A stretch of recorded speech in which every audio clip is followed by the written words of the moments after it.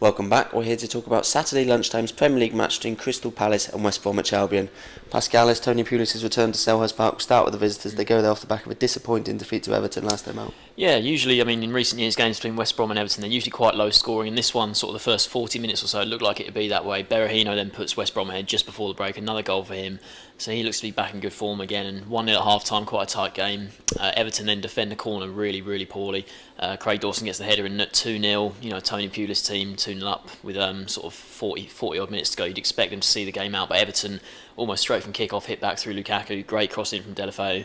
And then at 2-1, Everton are back in the game. All West Brom needed to do there really was probably just keep it tight for about 5-10 minutes, just frustrate Everton, and then the game was probably over by then. But allowing Everton to get back in it like that gave a spark to them, and then they came back. Kone getting the second, and then Lukaku scoring the third for a pretty amazing comeback win. I think it's the first time since '94 that Everton have come back from 2 goals down in the Premier League, and the first time Pulis has ever lost once being 2-0 up. So shows how sort of unprecedented that result was and really crushing for West Brom. You mentioned how strange it is for a Pulis side to squander such a lead there. They are usually just built on just rock solid defences, aren't they? But this season has been a bit different in a few matches. They went for a good spell. I think it was 4 clean sheets in a row, but last 2 games now they've conceded 3 goals in each of them, which is completely un-Pulis-like, especially at home where they're usually so solid. They've been more solid away from home so far this season, and obviously that's to do with the way Pulis sets his team up, probably first and foremost not to lose the match away from home, and that'll probably be the case again this weekend. But he's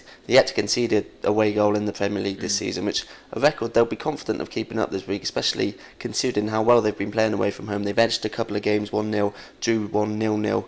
But against Palace, they're looking for a third straight Premier League victory, which they've never done in the Premier League before. Haven't done it in the top flight for a long, long time either. So they're doing well away from home at the moment. They need to improve those home performances though. If they need to stop shipping goals at home as well if they're going to climb the table and challenge for a top half finish, like I think they're capable of. Yeah, they probably are capable of that. You look where they are now though, 15th, and I think with the fixtures they've got coming up, Palace here is a tough game, but Palace usually aren't as good at home as they are away from home. And then after the international break, you've got Sunderland, Norwich and Leicester in their next 3 games. They've got to be probably targeting, I'd say, 2 wins from those 3 and maybe get 1 here as well, because then in November and December you've got United, Arsenal, West Ham who are playing well, Spurs and Liverpool, really tough games. And if they say have a bit of a slump here against teams they perhaps should be beating, then they might be in for a really tough time, and they might be in and around the relegation battle come Christmas if they don't have a good run, because these fixtures coming up do look quite favourable.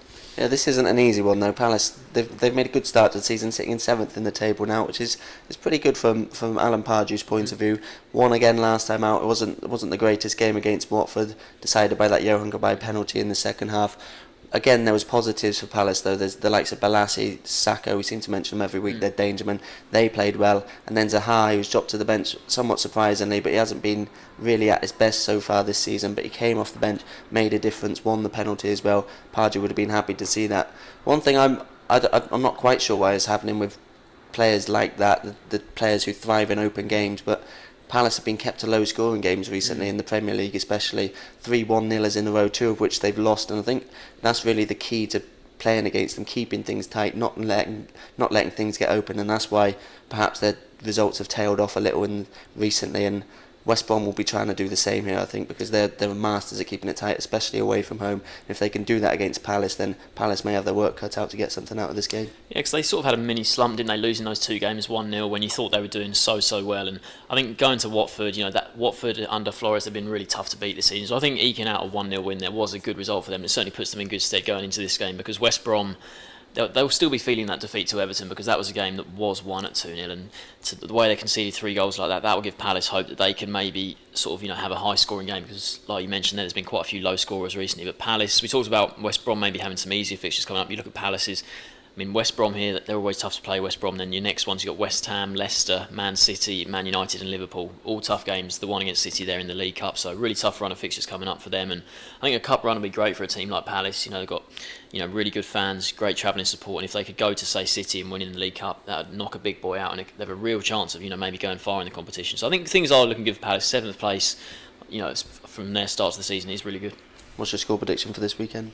I think it will be another low scorer. I think West Brom, Pulis, especially conceding 3 goals in the last sort of 35-40 minutes like they did on Monday night, he's not going to be happy with that. He usually puts things right quite quickly from a defensive standpoint. So I think it's going to be quite a low scorer. I'll go 1-1. Yeah, I agree. A lack of goals. Both teams have struggled for goals recently. West Brom away from home in particular, and as you say, Palace just aren't really the same team at home, especially when they can't counter-attack as much as they'd like to. So I'm going to go for a low score. I'm actually going to go for no goals, a 0-0 draw. So neither of us can separate these two teams. Thanks for joining us.